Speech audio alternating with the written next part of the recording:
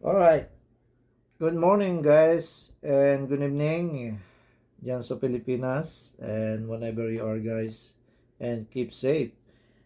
And by the way, Sir Mark, thank you for my hat. He's owner my place outdoor shooting range in Arkansas. And guys, if you're looking guys 100 yard and 200 yard and the outdoor shooting range and type in your Google my hobby place outdoor shooting range in Arkansas. Okay, by the way guys, I want to show you guys how to save the gun. Kasi marami ako napapanood dyan sa Pilipinas, yan, mga kapwa ko Pilipino, yan, shoutout sa inyo, mga security guard at mga police dyan sa Pilipinas, ayan. Kasi may napapanood ako sa video na madami nagde-demo ng safe, kung paano mag-safe ng baril, kaso ang ginagamit nila ay live na bala. Hindi po tama yun, hindi po natin matatawag na safe yan. At ito po ay para rin sa mga gwardiya, yung mga security or mga nagta-transfer ng baril sa mga ka-reliever nila sa trabaho. Ipakikita ko rin po sa inyo kung paano po yung tama. Ano po? Ito po ay ang aking baril at ito po ay empty, pero sabi nga nila gun is always loaded. Madali po sabihin yan, di ba? At kiklear po natin. Ayan po. Hindi po ako gumagamit ng live na bala. Ayan po. Ganito po ako mag-clear. Kahit mga 3 beses, 4 beses, 5 beses nyo, chicken. At binubukas ko po ang aking barrel. Sinisilip ko po yan. Ayan po. Ganito po ako mag-check ng barrel. Kung empty. Kung may bala man siya sa loob, makikita mo agad. Ayan, sir. Ino-open ko yan. At ito po ang ginagamit ko pag nagtetest ako. Ayan po. Tipton snap caps. Ito po yung ginagamit pag nagtetest. Ayan. Kasi po, ang baril po ay napakadelikado.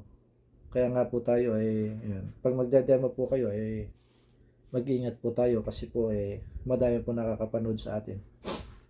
Ayan, katulad na po ito. Pakikita ko rin po sa inyo kung paano mag-transfer ng baril sa mga ka-reliever nyo. Ayan, yung mga papalit sa pwesto nyo.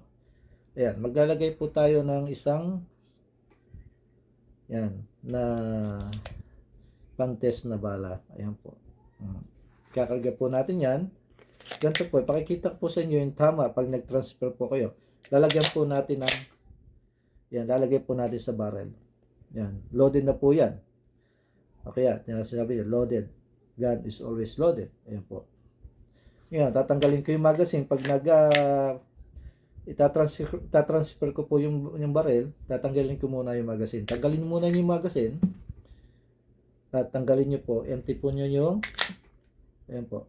Nakita nyo, tumalsik, di ba? Yung barrel nyo, ikasan nyo po uli ng 3 beses, kahit 5 beses pa yan. Na make sure you're clear yung barrel nyo. At, i-open nyo, silipin nyo yung barrel yan. Yan, checkin nyo uli. Always double check. At pag nag-transfer po ako, pag binigay ko po ang barrel ko, hindi ko po binababa ang barrel ko. Inaabot ko po, dito ko po hinahawakan yan.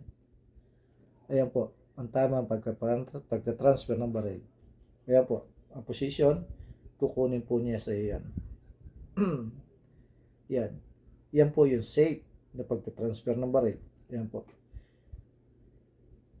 Lagi po tutok ang barrel pababa. Ayan po, pag nagbagay ka.